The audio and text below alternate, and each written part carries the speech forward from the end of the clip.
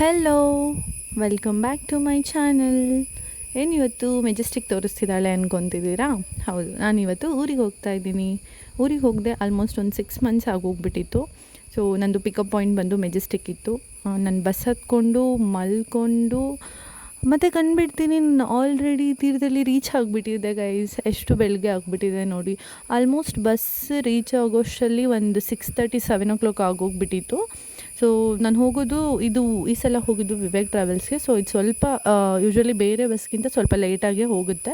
So ನನಗೆ ಇದು ಜಾಸ್ತಿ ಕನ್ವೀನಿಯೆಂಟ್ ಅನಿಸುತ್ತೆ. ಯಾಕಂದರೆ ನಮ್ಮ ಮನೆಯಿಂದ ಬಂದು ಮತ್ತು ನನ್ನ ಪಿಕ್ ಮಾಡಬೇಕು. ನಮ್ಮ ಮನೆ ಹತ್ರ ಹೋಗಲ್ಲ ಈ ಬಸ್ಸು. ಸೊ ಅವರು ಬೆಳಗ್ಗೆ ಬೇಗ ಬಸ್ ಹೋದರೆ ಸ್ವಲ್ಪ ಕಷ್ಟ ಆಗುತ್ತೆ. ಅವ್ರು ಬೆಳಗ್ಗೆ ಬೇಗ ಎದ್ದೇಳಬೇಕು, ನನಗಿನ್ನ ಮುಂಚೆ ಅವರಲ್ಲಿ ಬಂದಿರಬೇಕು. ಸೊ ಹಂಗೆ ಕಷ್ಟ ಆಗುತ್ತೆ.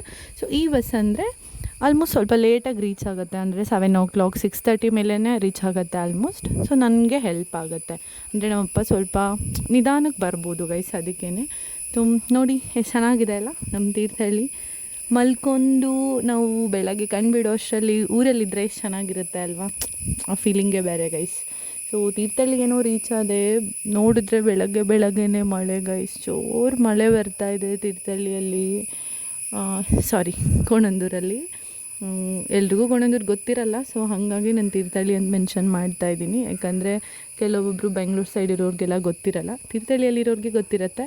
ಸೊ ಮಳೆ ನಿಲ್ತು, ಆಮೇಲೆ ನಮ್ಮಪ್ಪ ಬಂದುಬಿಟ್ಟು ನನ್ನ ಕರ್ಕೊಂಡು ಹೋದರು.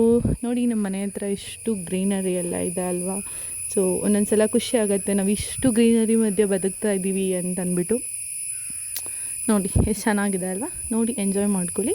ಮತ್ತು ನೋಡಿ ನನ್ನ ಮನೆಗೆ ನನ್ನ ಯಾರು ವೆಲ್ಕಮ್ ಮಾಡ್ತಿದ್ದಾರೆ ಅಂತ ನೋಡಿ ಗೈಸ್. ಅವ್ರು ಎಷ್ಟು ಖುಷಿ ಬೀಳ್ತಾ ಇದ್ದಾರೆ. ಅವ್ರು ಆಲ್ಮೋಸ್ಟ್ ನಾನೊಂದು 6 months ಆಗೋಗ್ಬಿಟ್ಟಿದೆ ಮನೆಗೆ ಹೋಗಿ.